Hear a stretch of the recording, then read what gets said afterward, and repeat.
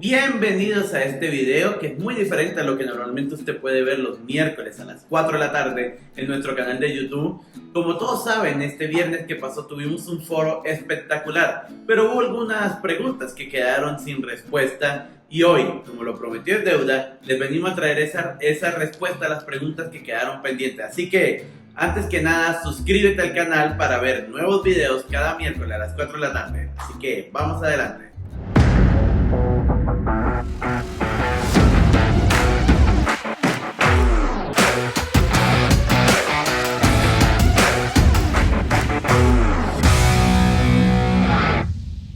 Primera pregunta. He leído y he escuchado que hay textos que solo son para Israel. ¿No aplica para nosotros, cierto o no? Muy bien. Efectivamente hay textos bíblicos que están dirigidos específicamente a la nación de Israel, como algunas profecías o algunas leyes que se establecieron en, obviamente, las tablas que Dios le dio a Moisés. Sin embargo, de los textos que ellos tienen, tenemos aplicaciones prácticas que pueden servirnos para nuestra vida diaria.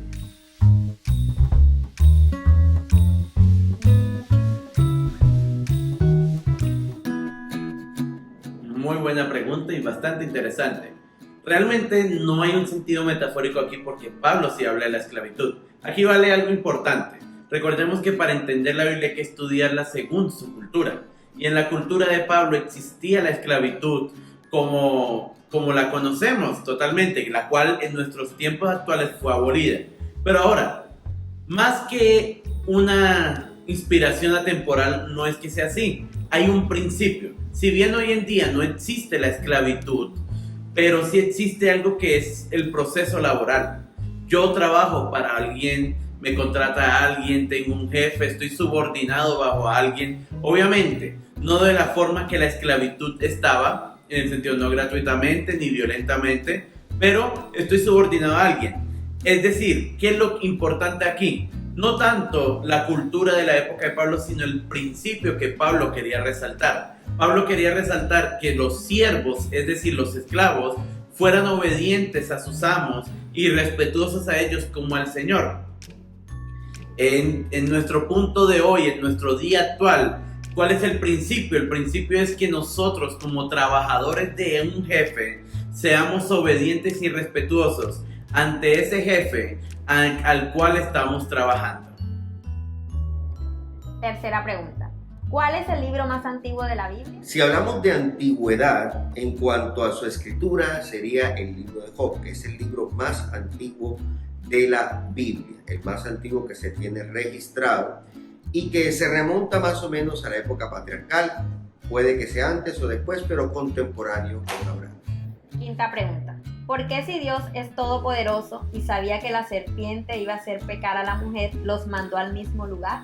Primero, decir que Dios mandó a la serpiente al mismo lugar, estaríamos hablando de que técnicamente Dios hizo que Adán y Eva pecaran. La serpiente realmente era astuta y se infiltró en el huerto. Ahora hay una pregunta que surge: si Dios todo lo conoce y sabía que la mujer iba a pecar, ¿por qué los creó? Que tal vez va a un punto de esta pregunta. Y resulta que Dios los creó por amor. No porque, aunque Él sabía lo que iba a suceder, Él quería tener una relación de amor con alguien semejante a Él.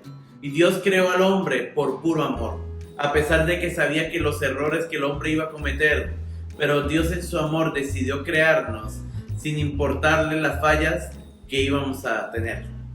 ¿Cómo llegó la Biblia a Latinoamérica y cómo se esparció el conocimiento de la Biblia de Jesús en el mundo? Muy bien, excelente pregunta. Primero tenemos que recordar que la Biblia tiene dos partes, Antiguo Testamento y Nuevo Testamento. El Antiguo Testamento fue revelado al pueblo judío y fue dado a conocer. Luego de que llega Cristo y empieza a predicar el Evangelio, recordemos que los discípulos empiezan a ser esparcidos y muchos, por ejemplo el apóstol Pablo, empiezan a predicar en Europa y Asia Menor. Posteriormente, las iglesias que se establecen en Europa empiezan a enviar misioneros al Nuevo Mundo, siendo así que a Norteamérica llegó la iglesia protestante y a Latinoamérica llegó la iglesia católica. Y a partir de ahí empezó a proliferarse la palabra de Dios. ¿En qué consistió el censo que hizo David? El censo de David consistió realmente en lo que todos conocemos como censo. Es decir, David contó el pueblo que tenía.